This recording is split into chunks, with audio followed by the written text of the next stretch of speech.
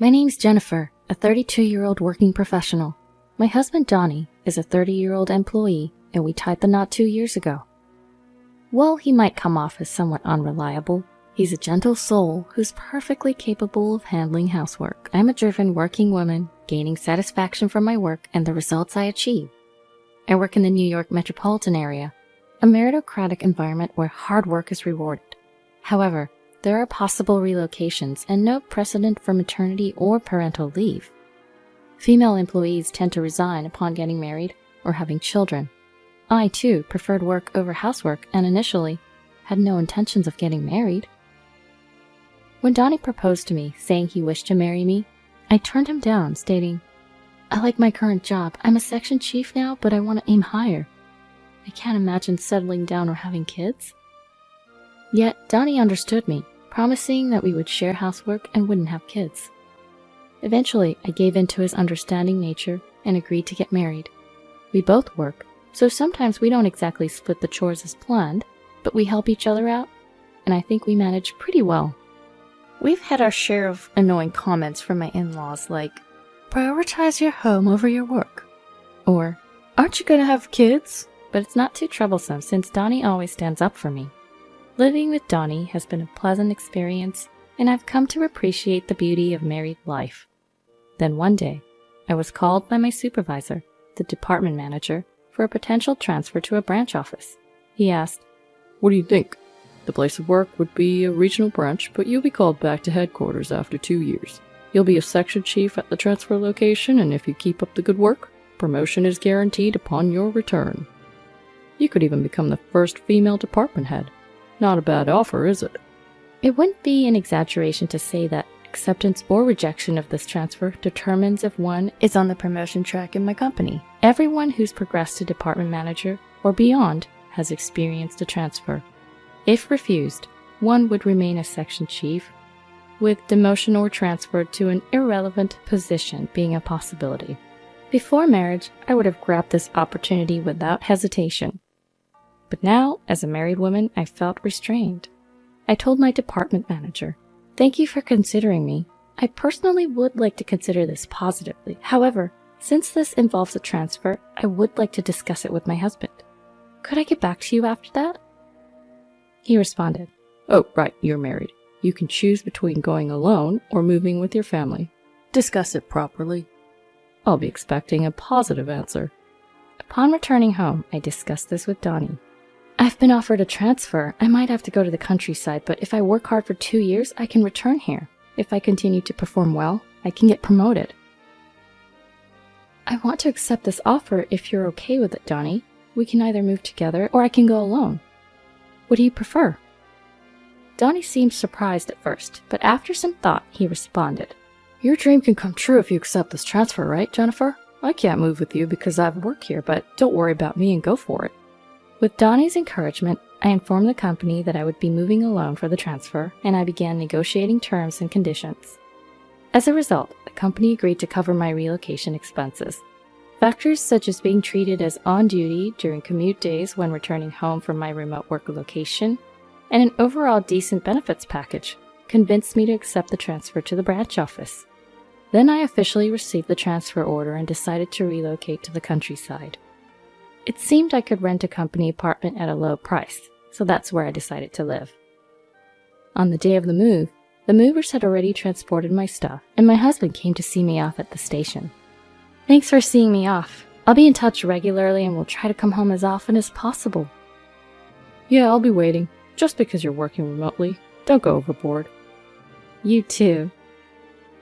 "It's about time. Take care." "Okay, I'm off." And thus my life as a remote employee began. I planned to return home during long holidays and slower weeks, but unexpectedly, trouble arose at the branch office right after my transfer. "I can't work under a woman. I can't trust someone who just came out of nowhere." I hit a local barrier as the employees wouldn't acknowledge me. I was the subject of baseless rumors. My instructions were not followed, and even my phone calls were not transferred. During such times, a serious mistake occurred in a project that a subordinate had been advancing, deliberately excluding me. The subordinate in charge was pale with shock. Of course, as his supervisor, this was my responsibility. I was caught up dealing with the problem, apologizing, not just recovering the lost ground, but also needing to improve relations with the subordinates. My supervisor, seeing my plight, gave me some advice. I've experienced a transfer myself, so I understand your struggle. It may seem unfair, but you can't force your correctness here. It's important to communicate well, understand others, and make connections horizontally. Taking my supervisor's advice, I worked on creating horizontal connections by spending more time with everyone at the branch. I had not joined the neighborhood association, but I learned that the company's rental housing was part of a neighborhood association group, so I joined there too. Before I knew it, I was struggling to find personal time and couldn't make it back to my home where my husband was waiting. I kept in touch with my husband, but after a few months of working remotely, it became difficult to reach him at night, by phone or through text. I'm working late every day because it's tough at work. I was tired and fell asleep. Since my husband said things like that, and I was also busy, I listened without suspecting anything. Focusing more on my work, I continued to immerse myself. One time during a long holiday when work was slow, I decided to return to my home in New York at short notice. However, I couldn't reach my husband by phone or text, so I returned from my remote work location without notice. When I opened the door to my home for the first time after a long time, something felt odd. Then, a woman I didn't recognize rushed to the door, saying, "Justin, welcome back. If I knew you were coming home early, I would have prepared." The woman and I, seeing each other, were shocked into silence. Breaking the silence, the woman was the first to speak. "May I ask who you are?"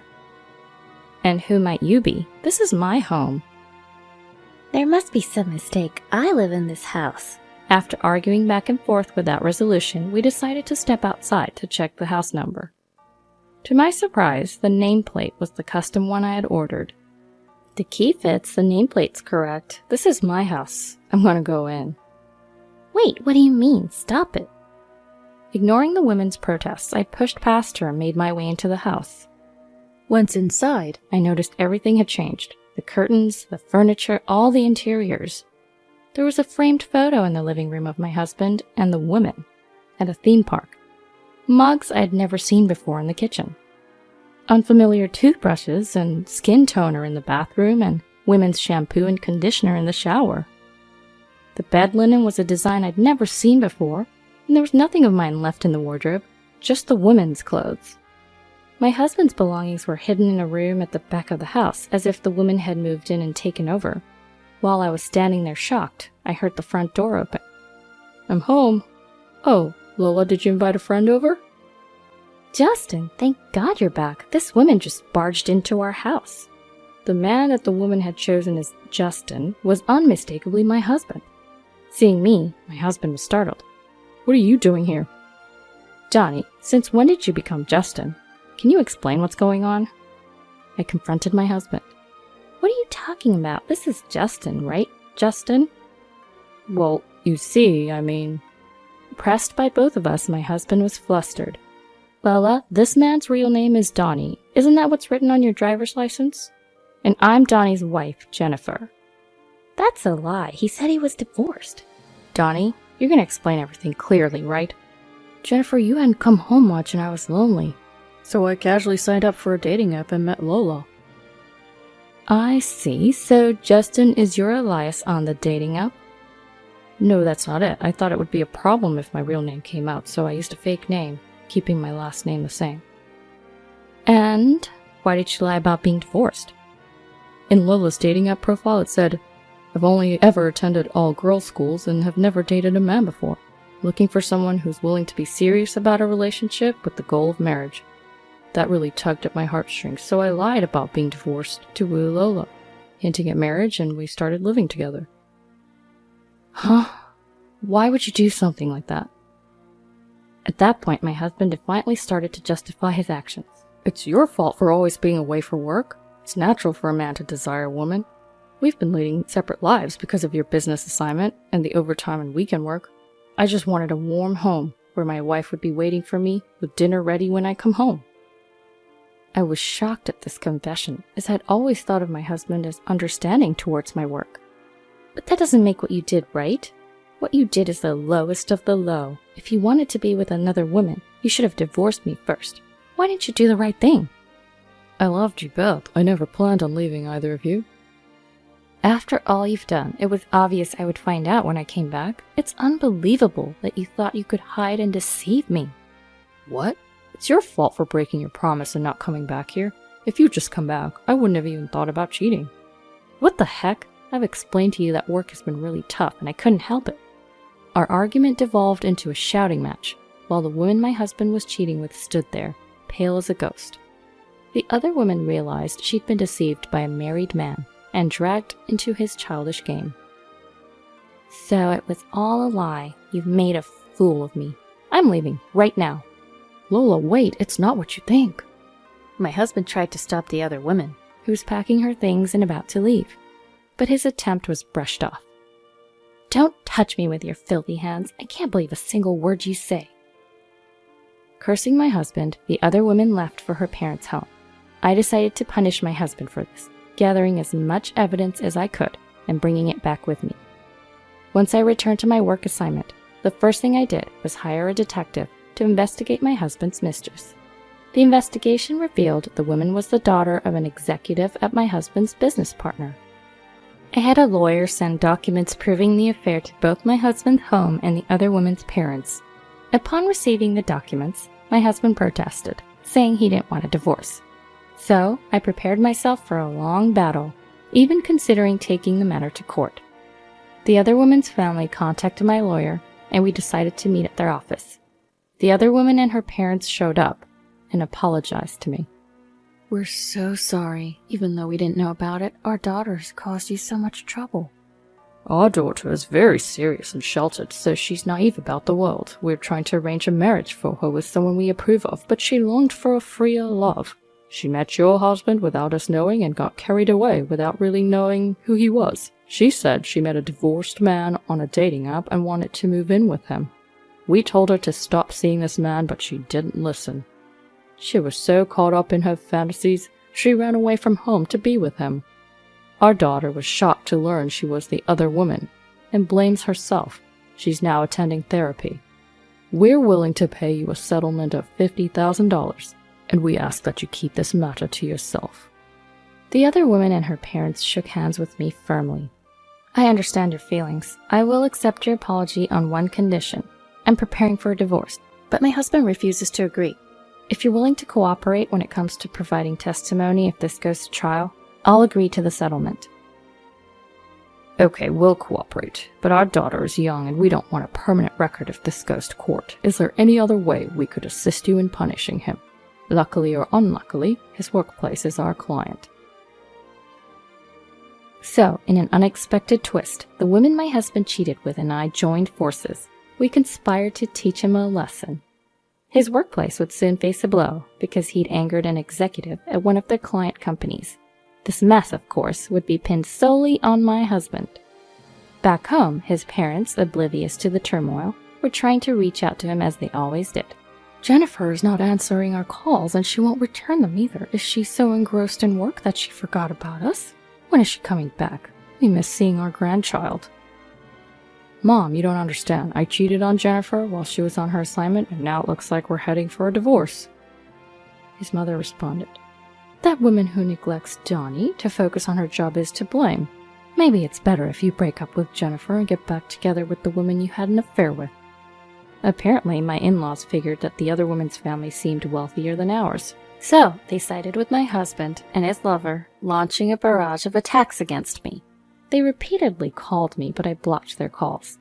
They started calling me at work. When I refused to speak to them, they came to my workplace, creating a scene and causing a ruckus. Please let go of our son. It's because you're such a woman that our son had an affair. He'd be happier with his lover, so stop getting in his way. And I said, What on earth are you talking about? I want to divorce Donnie. He's the one who's refusing. Besides, the woman he cheated with has no intention of getting back with him. After all, he tricked the daughter of a business executive into dating him. They're pretty angry. It's going to be a lot of trouble. The moment they realized their son had angered a major client, my in-laws suddenly switched sides and tried to cozy up to me. Oh no, we didn't know it had come to this. We must have misunderstood. We're sorry. Our son is a fool, but he's remorseful. You'll forgive him, won't you, Jennifer? I must decline. You just finished berating me, and now you're asking for my forgiveness? Please leave. They refused to leave, so I had them escorted out by security. Since they had caused a commotion, my company decided to sue them for business obstruction. After all that, I finally received my compensation from my husband and got my divorce. The other woman's family also demanded compensation for violation of her chastity and her psychiatric treatment costs. With the loss of his standing at the company due to his mistakes, and having to pay hefty compensations, my husband was now drowning in debt. He couldn't afford to quit, and he was cornered. 2 years had passed since my assignment started when everything finally settled down. I finished my assignment successfully and was getting ready to return to the main office. My hard work had paid off, and I had been promoted to the position of department manager. Had I not taken the assignment, I might still be living in a loveless marriage. But I guess a man like him would have had an affair sooner or later, and I would have clashed with his parents. I've realized that I really am better suited for work than family life, and I'm incredibly fulfilled and happy now.